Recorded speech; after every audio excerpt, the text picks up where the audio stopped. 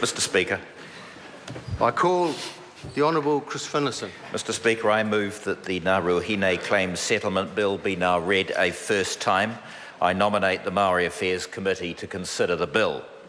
First and foremost, like you, sir, of course you didn't do it, I want to extend a warm welcome to the people of Ngāruahine who are here today to witness the first reading of their settlement bill, No Mai Haere Mai.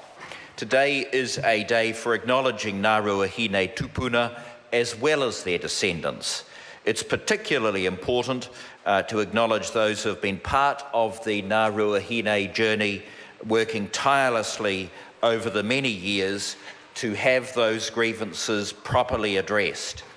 Sadly, many of these people are no longer with us and cannot be part of this important occasion today, but it's important to read their names into Hansard forevermore. I speak of Tohe Pakanga Ngātai, Lawa Tarawa Nuku, Margaret Kahupuroko Oli, Eric Whakataka Taha, Prue Barry Whakaruru, John Kato Luke. They unfortunately passed away even before the settlement was realised. And I want to read into our Hansards the names of Stephen Henry Toki, Jean Teranuku, and Cyril Rangawaiwai Tamo, who have passed on since. I want to acknowledge those who are still with us and who were and are absolutely committed to making sure that the Ngāruahine voice, their concerns and their interests were heard. I refer here to Mate Kita Whitika, Hine Toki, Hine Waito Josie Bingham, and Ronald Boyd Hudson, some of whom are sitting amongst us today. And of course, special acknowledgement goes to that great New Zealander, Tihi Ann Daisy Noble, who has driven the Ngāruahine negotiations from the outset with mana, with class, with determination, along with the other negotiators. Attending the many Waitangi Tribunal hearings and court sittings in Wellington, in addition to the countless negotiation hui, shows the extraordinary commitment of all these people to the Ngāruahine kaupapa. And this unrelenting dedication is the reason we are here today. I want particularly to acknowledge the Office of Treaty Settlements. I want to acknowledge all departments of state for the work that they have done, particularly the Department of Conservation, the Ministry of Business, Innovation and Employment, and there are so many others, sir. I want to say something about the Chief Crown Negotiator. Yesterday I said that after the 2011 election I approached my parliamentary colleague and friend Rick Barker and said would he be prepared to be Chief Crown Negotiator, and he worked very hard on the settlement, and like all settlements it had a lot of complexity.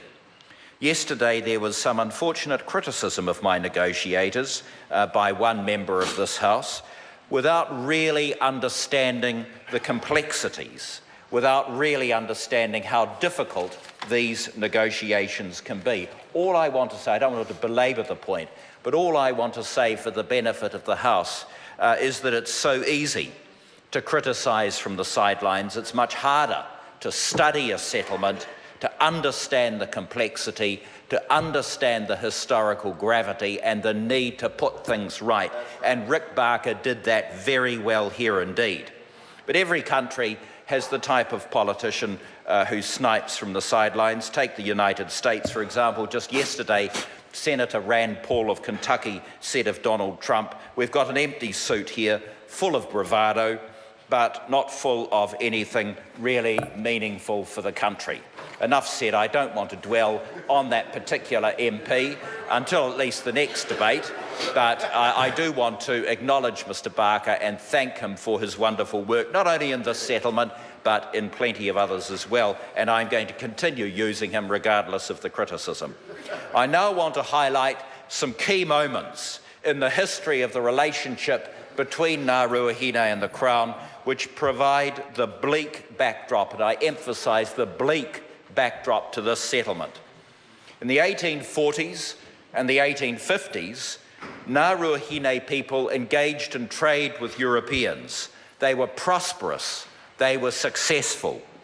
During this time, Ngāruahine consistently opposed the sale of their lands to Europeans, and they retained control over their lands and resources.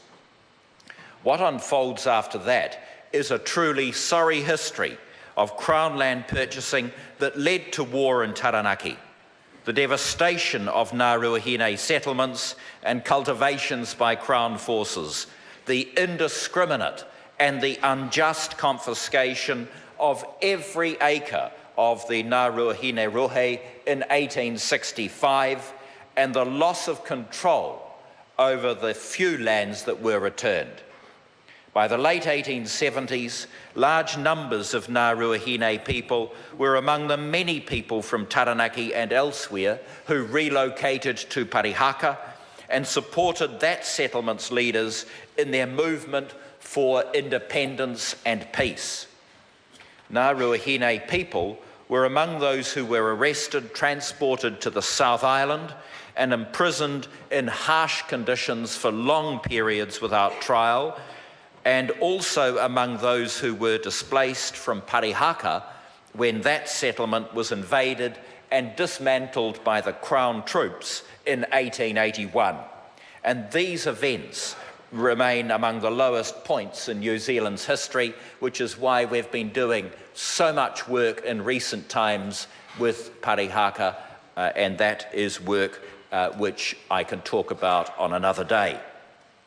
Earlier this year, at the great, and we were welcomed, I say this to my friend Mr. Korako, we were welcomed so kindly by Ngāi Tahu at the beautiful Arahura marae near Hokitika, and then up the road I was honoured to deliver the Crown's apology to the people of Ngāruahine at the very site of a memorial to those of the iwi who were transported to the west coast.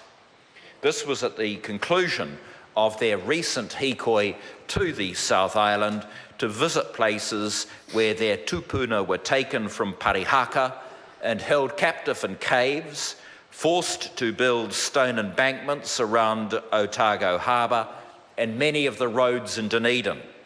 This was a fitting conclusion to a very emotional and spiritual hikoi. Mr. Speaker, I now turn to the settlement itself. Following the signing of the terms of negotiation in October 2010, Ngāruahine signed an agreement in principle at the end of 2012. The deed of settlement was initialed in June 2014, signed a couple of months later, and now we have the bill before the House. And of course the members of the Maori Affairs Select Committee are going to take a good look at it.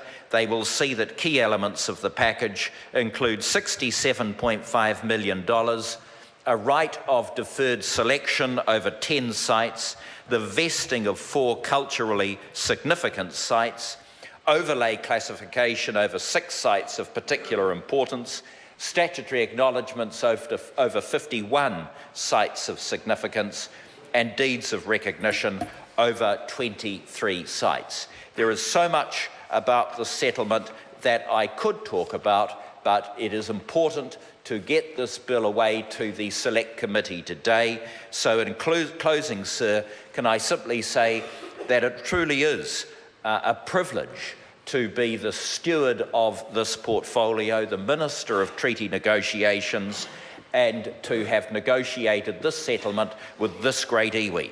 And it certainly is a privilege to be opening the debate on this very important occasion. It is a day for reflection of what Ngāruahine have lost, but it's a day of optimism as well, optimism for the future that lies ahead for Ngāruahine. Mr. Speaker, the bill should proceed without delay to the Maori Affairs Select Committee, and so I commend it to the House.